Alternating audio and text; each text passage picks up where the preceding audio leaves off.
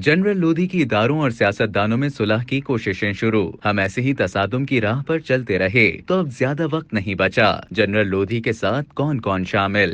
सियासी और इदारा जाती सतह पर फौरी मफाहिमत के लिए अपनी कोशिशों का आगाज करते हुए साबिक सेक्रेटरी दिफा lieutenant general retired Naeem Lodhi ने इदारों के खिलाफ बदजुबानी के खात्मे, तमाम सियासी इंतकामी कार्रवाइयों की बंदिश और मौजूदा हुकूमत को कम अज कम 2 साल तक चलते रहने के लिए अपनी तजावीज पेश की हैं। दी न्यूज से बातचीत करते हुए रिटायर्ड जर्नल ने कहा कि अगरचे इब्तिदाई सतह पर ऐसा लगता है कि मुताल्लिका फरीकैन कोई समझौता करना नहीं चाहते, लेकिन मुल्क और उसके गरीब अवाम की खातिर मुखलिस ग्रुप्स और अफराद को बज़ाहिर इस मुश्किल और बड़े काम से घबराना नहीं चाहिए। उन्होंने कहा कि उन्हें कुछ सियासी शख्सियात की हिमायत हासिल है, लेकिन वो इस कोशिश में शामिल होने वालों के नाम उस वक्त जाहिर करेंगे जब मफाहिमत की कोशिश में मसरूफ ग्रुप मुकम्मल हो जाएगा। जनरल लोधी मसालिहती कोशिशों की खातिर 2 साबिक वफाकी वज़रा से राब्ते में है और मजीद लोगों को ग्रुप्स में शामिल होने की दावत दे रहे हैं। जनरल लोधी ने मुतालबा किया है कि कौमी सिक्योरिटी कमेटी का गैर मामूली इजलास बुलाया जाए, जिसमें खुसूसी तौर पर चीफ जस्टिस पाकिस्तान, बड़ी सियासी जमातों के सरबराहान, मीडिया की नुमाया शख्सियात, कारोबारी कम्युनिटी के अफराद वगैरह को दावत दी जाए और मसालिहती उमूर पर बात की जाए। उनके मुतालबात में जो बात शामिल है वो ये है: हरीफ सियासी गिरोहों और इदारों के खिलाफ हर तरह की बदजुबानी और जारहाना मौक़िफ़ की रोकथाम, हुकूमत और दीगर की तरफ से सियासी सतह पर इंतकामी कार्रवाइयों की बंदिश, इंतखाबी शिकायत के हवाले से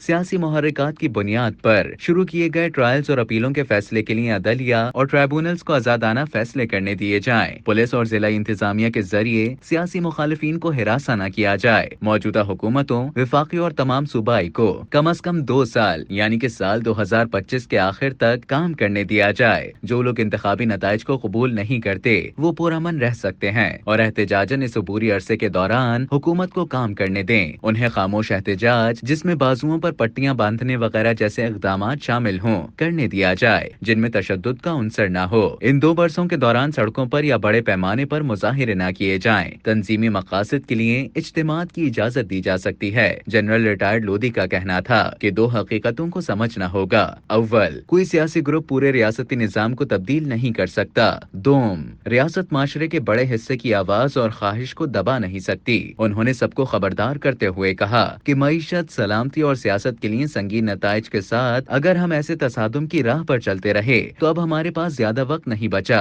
उन्होंने कहा कि सबको पता होना चाहिए कि खामोशी के बावजूद जिंदगी के तमाम शोबों यानी कि मीडिया, अदलिया, इंतजामिया, ताजर बिरादरी, वकला, तलबा, साबिक फौजियों वगैरह से ताल्लुक रखने वाले ऐसे लोग मौजूद हैं जो अपनी आवाज बुलंद कर रहे हैं और आने वाले तूफान की तरफ इशारा कर रहे हैं।